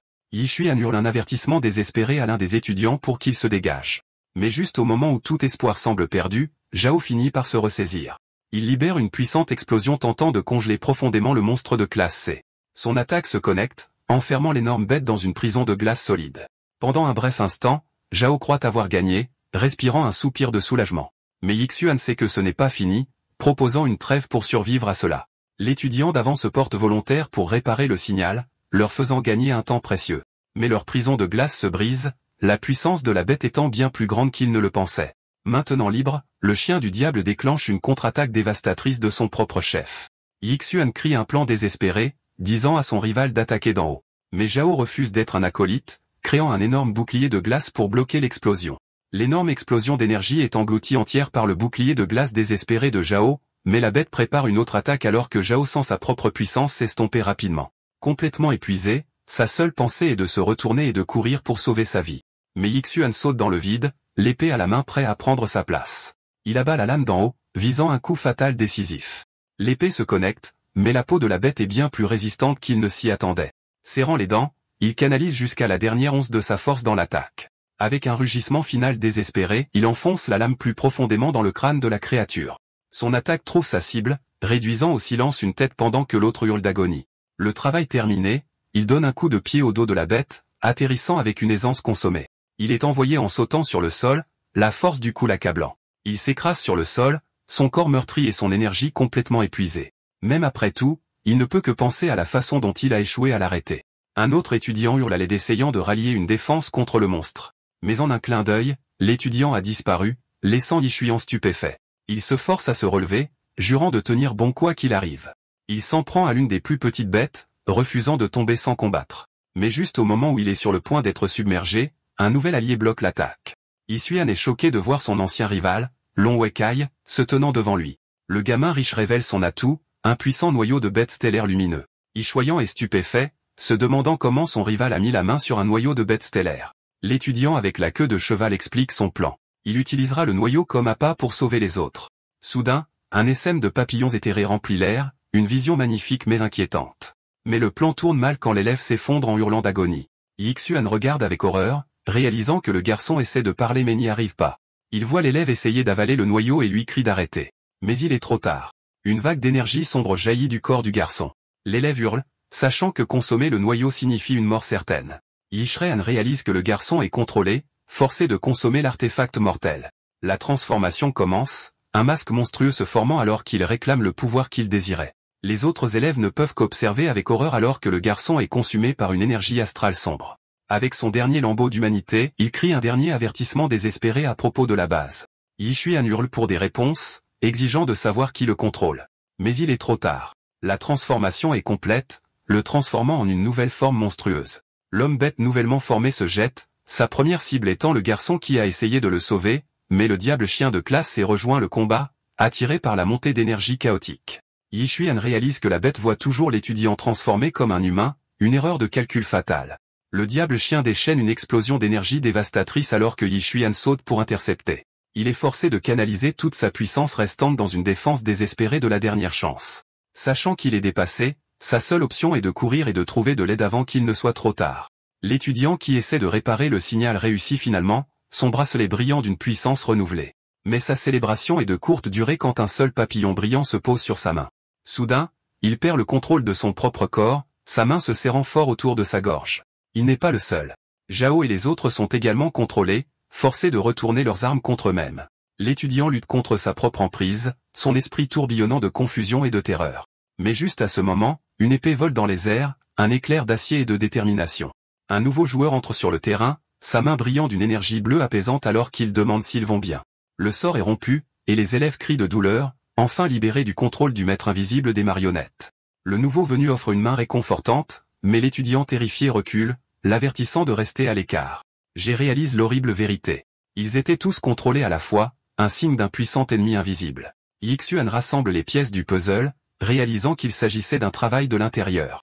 Les autres sont juste reconnaissants d'être en vie, demandant comment il a tout compris. L'étudiant confirme que le signal de détresse est lancé, gagnant un surnom rapide de notre garçon. Une réponse du directeur de la base les remplit d'espoir. Ils pensent qu'ils sont enfin en sécurité. Mais Yixuan sait mieux, réalisant que leurs bracelets ont été compromis. Il comprend que la taupe est probablement dans la salle de contrôle et écoute chacun de leurs mots. Alors il joue un jeu dangereux, demandant à parler directement à Poisson de Givre. Mais leur moment de stratégie est interrompu quand le diable chien revient, complètement enragé. Yixuan regarde avec horreur alors qu'il absorbe ses propres têtes coupées pour se soigner. Eh bien, ce n'est pas quelque chose qu'on voit tous les jours. Avec ses yeux flamboyants, il rallie les autres pour une dernière charge désespérée. Il admet qu'ils sont tous à leur limite, mais perdre n'est pas une option. Le diable chien lâche un dernier rugissement furieux, se jetant pour tuer, mais une faux dorée d'énergie pure intercepte l'attaque juste à temps. Frostfish est arrivé, promettant de sécuriser la zone et de mettre fin à ce cauchemar. Yixuan s'effondre de soulagement, son énergie s'épuisant finalement. Les autres instructeurs arrivent et les élèves célèbrent leur sauvetage de dernière minute. Il explique l'attaque, l'avertissant du papillon et d'un traître dans la base. La mention d'un papillon la panique, et elle s'enfuit. Elle réalise que le véritable cerveau est un cadre de star gazé, et que les recrues n'ont jamais été la véritable cible. La trouvant trop lente, Yixuan la ramasse, prêt à montrer de nouveaux mouvements. On dirait qu'il n'est pas si fatigué après tout. Elle proteste contre le trajet à dos à grande vitesse, mais notre garçon ne dirige pas exactement un service Uber. Ils arrivent à leur destination, la salle de stockage haute sécurité de la base. Ils réalisent tous les deux que l'attaque était une diversion pour voler les noyaux de bêtes stellaires, mais ils sont trop tard. La porte s'est déjà ouverte, l'ennemi est à l'intérieur. À l'intérieur, ils trouvent un visage familier, le chef cuisinier de la base de tous les gens. Le chef Wang révèle sa trahison, tenant les noyaux et se moquant de leur pion raté. Frostfish exige de savoir pourquoi un vétéran de 10 ans deviendrait un traître. Le chef se contente de rire, menaçant de se transformer en bête pour les écraser tous les deux. Mais Yixuan bouge en un éclair, son poing se connectant avant que le chef ne puisse agir. Il se tient au-dessus du traître déchu, jurant de ne plus jamais laisser ce cauchemar se reproduire. Au lendemain de l'attaque, Yixuan raconte l'attaque à la direction de la base. Mais un instructeur nommé Go Yiming a une question pointue. Pourquoi n'a-t-il pas été affecté? Yixuan explique calmement que s'il était le traître, personne n'aurait survécu. L'instructeur explique que les types de pouvoirs sont immunisés, accusant Frostfish de favoritisme. Mais un supérieur révèle qu'il s'agissait d'une attaque coordonnée, et Yixuan a sauvé leur base. Le chef loue ses efforts, le qualifiant d'atout indispensable pour leur force. Mais à l'extérieur, Yixuan sait que l'histoire officielle ne tient pas la route. Ses pensées sont interrompues par un homme frénétique qui s'enquiert de sa sœur, Chu Chu. Il attrape l'homme, exigeant de savoir ce qui ne va pas alors que ses pires craintes refont surface. L'homme explique que sa vie n'est pas en danger, mais qu'il manque de noyaux dont elle a besoin pour survivre. Israël se retourne, jurant de trouver un moyen d'obtenir les noyaux dont il a besoin. Il fait irruption dans la salle de commandement, exigeant la récompense qui lui avait été promise. L'instructeur le réprimande pour son manque de discipline, mais notre garçon est en mission. Il confronte directement le commandant, expliquant que la vie de sa sœur est en jeu. Mais Go Yiming nie furieusement sa demande, la qualifiant de question personnelle. Israël le traite d'impitoyable, se demandant comment ils peuvent attendre de la loyauté sans compassion. Frostfish observe la confrontation, un air soucieux sur le visage. Elle intervient pour calmer le jeu, proposant de gérer la situation elle-même. Dehors, elle le rassure en lui disant qu'elle a une solution, mais il n'en est pas si sûr. De retour à la réunion, le commandant ordonne à son subordonné d'oublier ça et de se concentrer sur la sécurité. Frostfish explique que les noyaux pour sa sœur proviendront de sa réserve personnelle. Isean est stupéfait par sa générosité, sa détermination à trouver plus de noyaux se renforçant. Elle le rassure en lui disant que sa sœur ira bien, mais il veut seulement savoir quand il pourra la voir. Elle sort un laissez-passer pour l'hôpital, lui disant qu'il peut lui rendre visite dans 3 jours. Fou de joie, il arrache le laissez-passer, lui saisissant la main dans son excitation. Une Frostfish confuse précise que son aide vient avec une condition. Les ordres du commandant résonnent dans son esprit. Guider le rare double psychique et le garder de leur côté. Elle le regarde dans les yeux et lui dit qu'il va être son nouvel assistant. Yixuan accepte sans réfléchir, voyant cela comme une offre généreuse. On dirait qu'il n'a jamais eu de vrai emploi auparavant. Il entre immédiatement dans son espace personnel, demandant si le travail est assorti d'un salaire basé sur le noyau. Son ami Ying Yuan le confronte, lui reprochant d'être complètement insensible. L'argument dégénère en un discours de style chibi sur les capitalistes méchants et l'obéissance aveugle. Yixuan riposte, l'accusant de jalousie, ce qui provoque une crise de larmes chez le gamin riche. Frostfish finit par les interrompre, leur rappelant d'être reconnaissant d'avoir survécu à l'attaque. Yixuan remet en question les véritables motifs des observateurs d'étoiles, soupçonnant un complot plus profond. Frostfish explique la légende des noyaux spéciaux qui accordent des compétences uniques, le prix probable. Le noyau disparu, elle déclare la base sur Eddie à Yixuan qu'il est temps de s'armer. Alors que son ami prend les choses en main, Yixuan se demande si le noyau qu'il a absorbé lui a donné une capacité spéciale. Il renforce sa détermination, sachant qu'il doit cacher son secret aux observateurs d'étoiles à tout prix.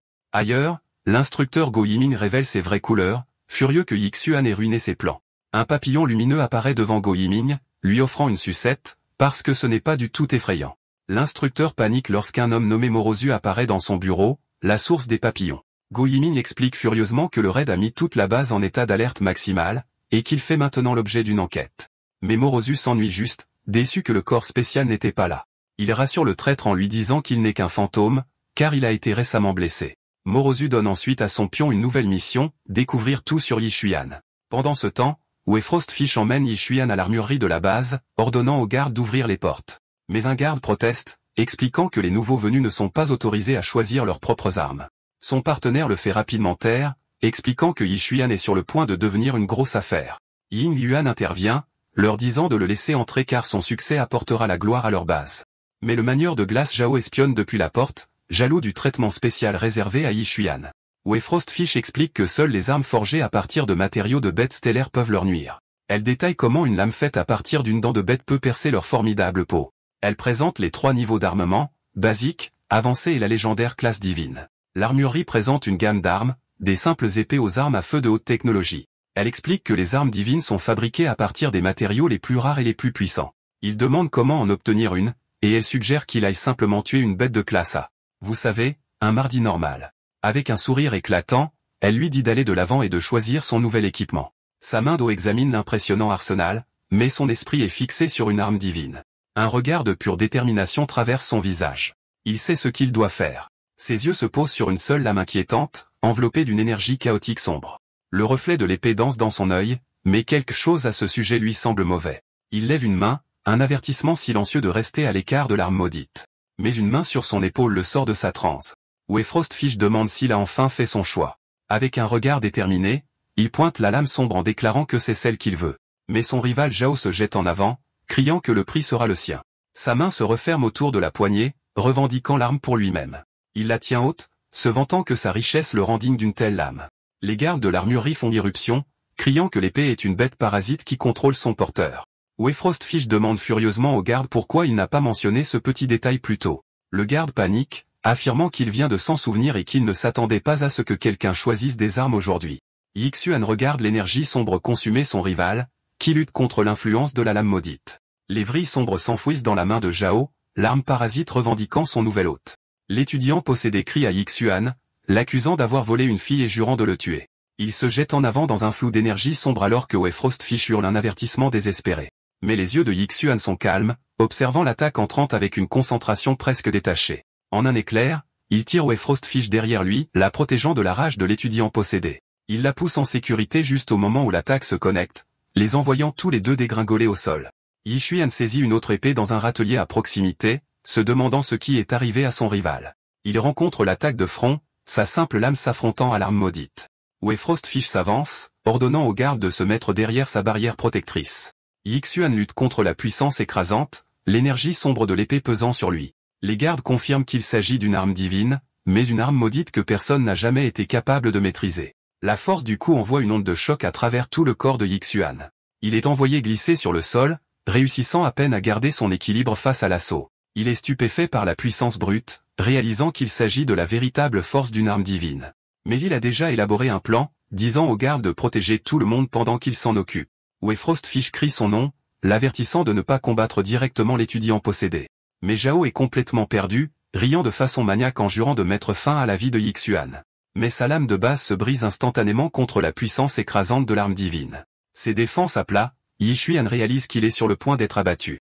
Mais au lieu d'esquiver, il lâche son pommeau cassé et tend la main vers la lame maudite. Il attrape le tranchant rasoir à main nue, l'arrêtant juste à temps.